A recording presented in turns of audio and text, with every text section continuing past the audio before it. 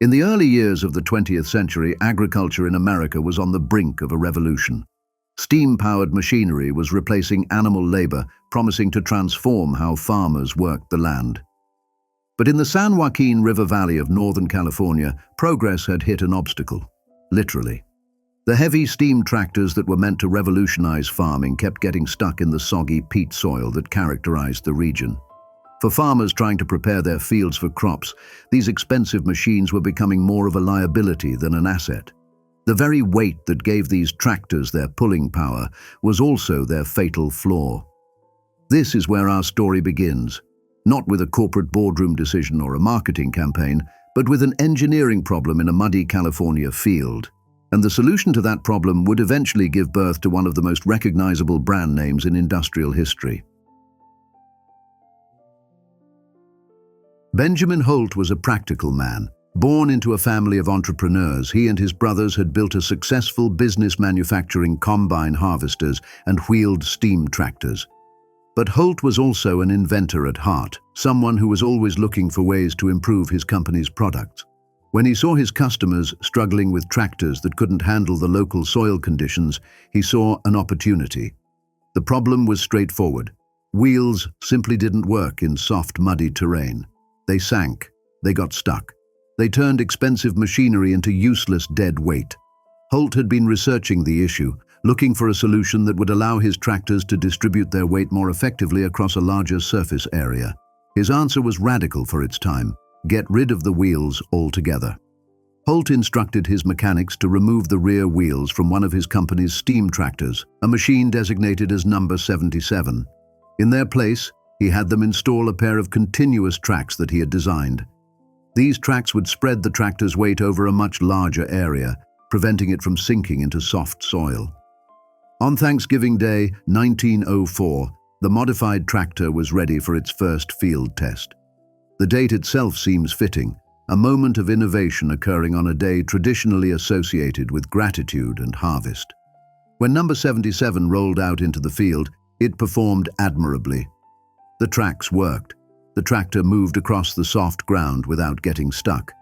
Benjamin Holt had solved the problem. But this was just the beginning of the story. Over the following months, Holt continued to refine his tracked tractor design. By March of 1905, he was ready to test number 77 again, this time with an improved set of tracks. For this demonstration, Holt brought along his nephew, Pliny Holt, who worked with him in the family business. They also brought the company photographer, a man named Charlie Clements, to document the machine's performance. What happened next would change everything. When they arrived at the test site, Clements found himself confused. He was looking at what was supposed to be a tractor, but something was clearly wrong. Where were the wheels? He could see the machine, but it didn't look like any tractor he had seen before. At first, he assumed it must be broken down. Pliny Holt noticed Clements's confusion and laughed, but said nothing. Let him figure it out. Then Clements realized something remarkable. The machine was moving, without wheels, without any visible means of propulsion that made sense to his eyes.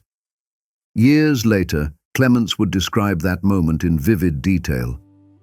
He recalled how at first he thought the machine must be on a barge, traveling through some hidden canal obscured by the tall crop of wheat and barley. But then the tractor came around into clear view, and Clements could see exactly what was happening. The continuous tracks were rolling beneath the machine, moving in an undulating motion between the drive sprocket at the rear and the idler wheel at the front. The movement was mesmerizing, almost organic. It reminded Clements of something alive, something from nature. He jumped to his feet and exclaimed, "If that don't look like a monster caterpillar." It was a spontaneous observation, the kind of thing anyone might say when seeing something that defied their expectations. But those words hung in the air with unexpected weight. Benjamin Holt's face reddened. He smiled and asked Clements what made him think of a caterpillar. Clements' answer was simple and direct. "Even a child could see it," he said. "Just watch the undulating movement as it creeps along." The comparison was obvious once you saw it, but Benjamin Holt didn't like the name, not at all. This might seem surprising today, when Caterpillar is a globally recognized brand worth billions of dollars. But in 1905, Holt was an engineer and a businessman, not a marketer. Caterpillar seemed whimsical, perhaps even frivolous for a serious piece of industrial machinery. The company considered other names for the tracked tractors. Some were straightforward, almost boring: platform wheels, railroad wheels. Others tried to describe the function: treadmill, paddle wheels. There was also Mud Turtles, a name that had a certain charm but lacked the dynamism Holt's revolutionary machine deserved. None of these names captured what Charlie Clements had seen in that field. None of them conveyed the organic, almost living quality of the track's movement, and none of them were particularly memorable. Pliny Holt and other members of the Holt family began working on Benjamin. They argued that Caterpillar was actually the logical choice. It was distinctive. It was memorable. It perfectly described the machine's movement. And perhaps most importantly, it was a name that people would remember and talk about. Think about it from a marketing perspective, even if that term didn't quite exist as we understand it today. A farmer who sees one of these tracked tractors is going to tell his neighbors about it. What's he going to say? "I saw a tractor with platform wheels"? Or is he going to say, "I saw this amazing machine that crawls along the ground like a caterpillar"? The family's persuasion campaign worked. Eventually, Benjamin Holt came around to the name. By 1909, the first Holt tractor to officially wear the Caterpillar name crawled off the assembly line. The word "crawled" is appropriate here, not just because of the tracks, but because this was the beginning of something that would eventually grow into an industrial giant. In 1910, Holt made it official. He registered Caterpillar as a trademark with the United States Patent Office. What had started as a photographer's spontaneous observation was now protected intellectual property. The story might have ended there, with Holt's company successfully producing tracked tractors under the Caterpillar name. But history had more in store. Over the next 15 years, Holt's tracked tractors proved their worth not just in agricultural fields, but on battlefields. During World War I, the British developed tanks based on the tracked tractor concept, and Holt's machines were used extensively for hauling artillery and supplies. The technology Benjamin Holt had developed to solve a farming problem had applications far beyond what he had initially imagined, but the tractor business was competitive. Another company, led by Daniel Best, was also producing agricultural machinery in California. Best had his own innovations and his own market share. The two companies competed throughout the early 20th century. In 1925, facing changing market conditions and seeing opportunities in consolidation, the Holt and Best companies merged. When they formed their new tractor company, they needed a name. They had options. They could have chosen something entirely new, something that represented the merger of two pioneering families. But they didn't. They chose the name that had become familiar to people around the world. The name that had been born in a California field 20 years earlier, when a photographer saw something that reminded him of nature's own crawling machine. They called it Caterpillar. The Caterpillar Tractor Company continued to grow throughout the 20th century, eventually becoming Caterpillar Incorporated.